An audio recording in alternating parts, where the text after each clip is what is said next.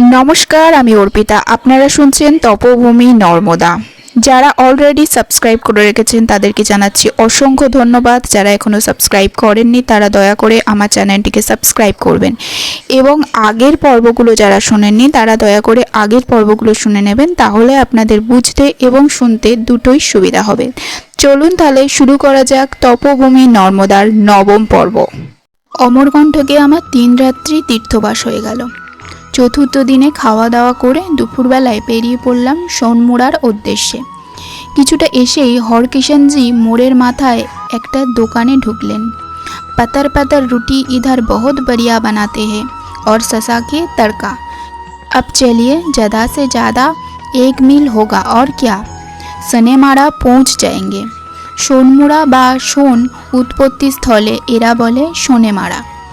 মন্দির থেকে সোজাসুজি অগ্নিকোণের কিছুটা তৃণভূমি অতিক্রম করার পরেই দেখলাম পথ আঁকাবাঁকা হয়েছে, সঙ্গে ঘন বন, বিশাল উঁচু উঁচু গাছ, মাঝখান দিয়ে সর্পিল পথ। সেই পথ দিয়ে পৌঁছেছে অমরকণ্টক পর্বতচূড়ার পূর্ব কিনারায়। আধ মাইল থাকতে থাকতেই পথ সংকীর্ণ হয়ে পার্বত্য পাকদণ্ডিতে পরিণত হয়েছে। পাশ দিয়ে চলেছে একটি শীর্ণ জলধারা, কখনো বা বনের মধ্যে পাথরের ফাটলে ফাটলে অদৃশ্য হয়েছে। এই সলিল রেখাই সোন নদের উৎস। গঙ্গার বিশিষ্ট উপনদ সোন প্রায় 500 মাইল দীর্ঘ। পূর্বেই বলেছি অমরকণ্টক থেকে নর্মদা পশ্চিমামুখী। সোনের গতি কিন্তু উত্তর পূর্ব দিকে। অমরকণ্টক নর্মদা ও সোন উভয়ই উৎপত্তিস্থল। শাহডোল জেলার মধ্য দিয়ে উত্তরে প্রবাহিত হয়ে উত্তরপ্রদেশের মির্জাপুর জেলায় পৌঁছে সোনের গতি হয়েছে উত্তর পূর্ব দিকে। বিহারের রাজধানী পাটনার কাছে গঙ্গায় মিলিত হয়েছে সোন। রামায়ণ, মহাভারত এবং কালিদাসের রঘুবংশে সোনের উল্লেখ আছে। সোনের অপর নাম হরিণ্যবাহ। সোনের ক্ষীণ ধারা ক্রমে ক্রমে প্রচণ্ড বেগবতী হয়েছে। পাথরের বাঁধা মানছে না, গহ্বরের বাঁধাও মানছে না। সাথী হরকিষাণ জানালেন, ওই দেখুন বাবুজি, ডান দিকে একটা বিরাট জলাশয় দেখতে পাচ্ছেন? ওটা ওই সোনের জলে ভরে আছে। পূর্বকালে এখানে ছিল রাজা মৈকালের রাজধানী। ওই বিরাট হ্রদের মধ্যে এখনও 2-3টি মন্দিরের চূড়া দেখা যায়। রাজা মৈকালের একমাত্র কন্যার নাম ছিল নর্মদা। তার 2 সখীর নাম ছিল হিমলা এবং জিমলা। নর্মদা খুব ফুল ভালোবাসতেন, খুব বেড়াতে ভালোবাসতেন, বাপের খুব আদরের ছিলেন। নর্মদা রাজাকে বলেছিলেন একটা সুরম্য উদ্যান বানিয়ে দিতে।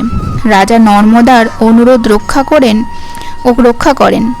নর্মদা সেই উদ্যানে যখন তখন সখী দুজনকে নিয়ে সঙ্গে ঘুরে বেড়াতো, নিত্য শিব পূজা করত। উদ্যানের মধ্যেই ছিল শিব মন্দির। নর্মদা অপূর্ব সুন্দরী ছিলেন। তার সৌন্দর্য ও লাবণ্যের খ্যাতি অন্যান্য রাজ্যেও ছড়িয়ে পড়েছিল। একদিন সোনভদ্র নামে এক রাজপুত্র সন্ন্যাসীর বেশ ধরে নর্মদার উদ্যানে উপস্থিত হন। সেই সুন্দর কান্তি তরুণ সন্ন্যাসীকে দেখে নর্মদা মুগ্ধ হন। ক্রমে উভয়ের মধ্যেই প্রেম জন্মায়। সোনভদ্র নিজের আত্মপরিচয় দেন। শিব সাক্ষী করে উভয়কেই বাগদান করলেন। উভয়ের মধ্যে কথা হয়। সোনভদ্র নিজ রাজ্যে ফিরে গিয়ে তার পিতাকে বললেন এবং যত শীঘ্র পারেন পিতাকে সঙ্গে নিয়ে এসে রাজা মৈকালের কাছে আনুষ্ঠানিকভাবে নর্মদার প্রাণীপ্রার্থী হবেন। কিন্তু সোনভদ্র তার রাজ্যে ফিরে যাওয়ার পরেই যুদ্ধ বিগ্রহে জড়িয়ে পড়লেন। বহিঃশত্রুর আক্রমণে পিতা পুত্রের ব্যতিব্যস্ততা থাকায় 2 বৎসর কাল নর্মদার কোনো সংবাদ নিতে পারলেন না। 2 বৎসর কোনো সংবাদ নাই, নর্মদা অধীর হয়ে পড়েছে। এদিকে রাজা মৈকাল কন্যার বিবাহ দেবার জন্য উগ্রীব হন। অবশেষে মাতা পিতার চাপে বাধ্য হয়ে নর্মদা তার প্রাণীপ্রার্থী অপর এক সুদর্শন রাজপুত্রকে বিবাহ করতে বাধ্য হন। বিবাহ যেদিন হয়ে গেল তার পরের দিনই সোনভদ্র তার পিতা এবং অন্যান্য লোকজন সহ রাজা মৈকালের রাজসভায় উপস্থিত হলেন। সব শুনে সোনভদ্র নর্মদাকে অভিশাপ দিলেন, নর্মদা, তুমি আমার প্রেমের অপমান করেছ। তোমার এই দুষ্কর্মের জন্য তুমি নদীতে পরিণত হবে। তোমার দুই সখীও নিশ্চয়ই প্ররোচিত করেছেন আমাকে বাগদানের পরেও অন্যকে বিবাহ করতে, তারাও নদীতে পরিণত হোক। নর্মদাও ক্রুদ্ধ হয়ে সোনভদ্রকে অভিশাপ দিলেন, বিনা দোষে সব না জেনে হঠাৎ আমাকে যে অভিশাপ করলে এর জন্য তুমিও নদীতে পরিণত হও। পুরাণে আছে ব্রহ্মার অশ্রু হতে এই পবিত্র সোন নদের উৎপত্তি। ফিরবার পথে হরকিষাণজিকে এই কথা শোনাতে সে বলল, একদম বাজে কথা।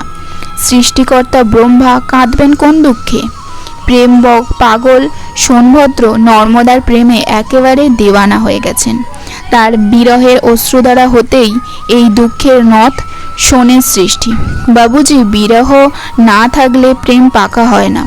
বিরহ ও মিলনের মাঝখান দিয়ে দুঃখের নদী চিরকাল বয়ে চলেছে। মহৎ প্রেম ও মহৎ দুঃখই আছে।